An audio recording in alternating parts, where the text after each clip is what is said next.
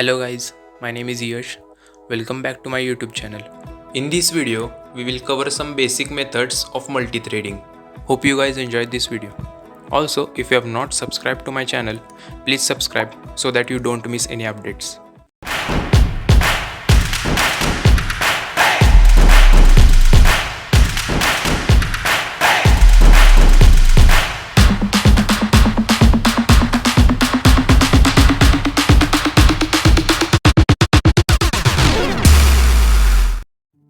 Each thread in Java has its own name which is set by the JVM by default.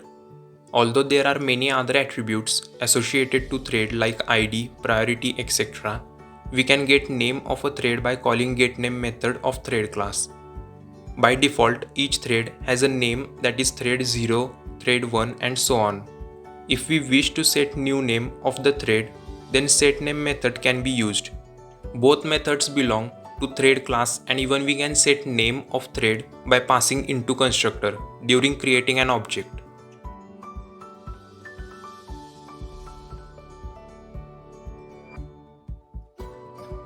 In this example, we have created a thread. After that, we are using getName method to get the default name of that thread set by JVM. We can also use static current thread method of thread class. It returns thread name, priority, etc. It is a static method, so object is not required to call it.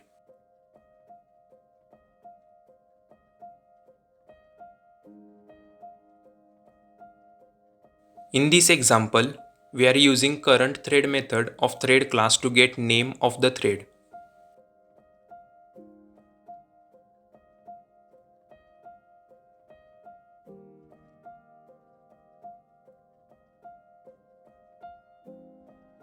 In this example, we are using setName method to set name of the thread and getName method to get name of the thread.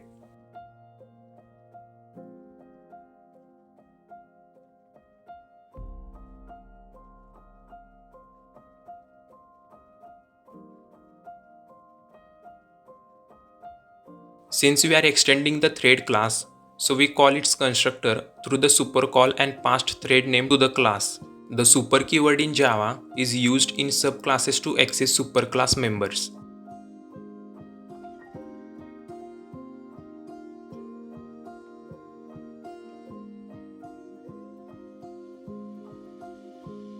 Thread class provides the join method which allows one thread to wait until another thread completes its execution.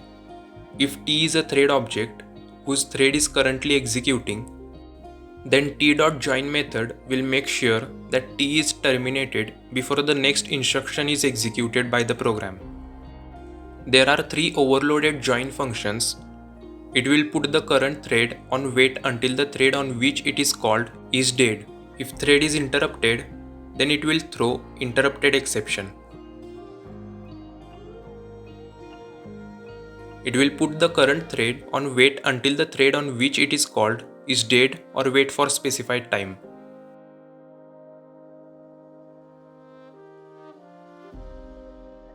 It will put the current thread on wait until the thread on which it is called is dead or wait for specified time.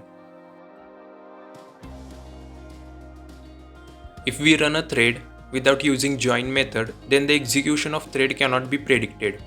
Thread scheduler schedules the execution of thread.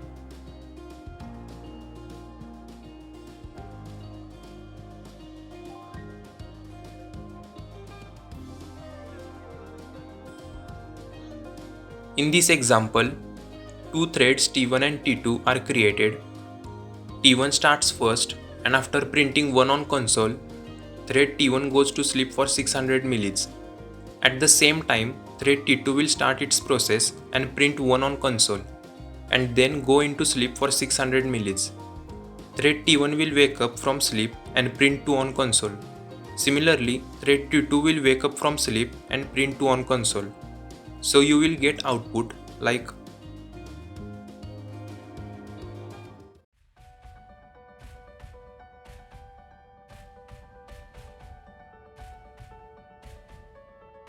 in this example, we are using join method to ensure that thread finished its execution before starting other thread. It is helpful when we want to execute multiple threads based on our requirement. In this example, join method on thread T1 ensures that T1 finishes its process before thread T2 starts.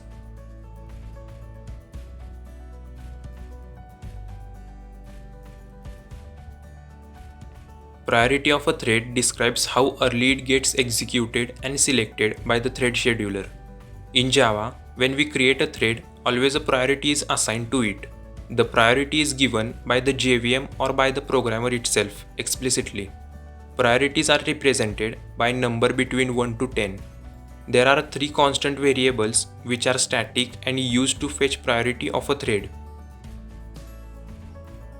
It holds the minimum priority that can be given to a thread. The value for this is 1. It is the default priority that is given to a thread if it is not defined. The value for this is 5. It is the maximum priority that can be given to a thread. The value for this is 10. It is used to get the priority of a thread. It is used to set the priority of a thread.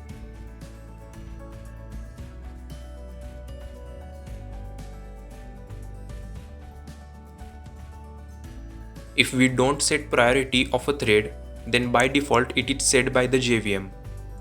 In this example, we are getting thread's default priority by using getPriority method.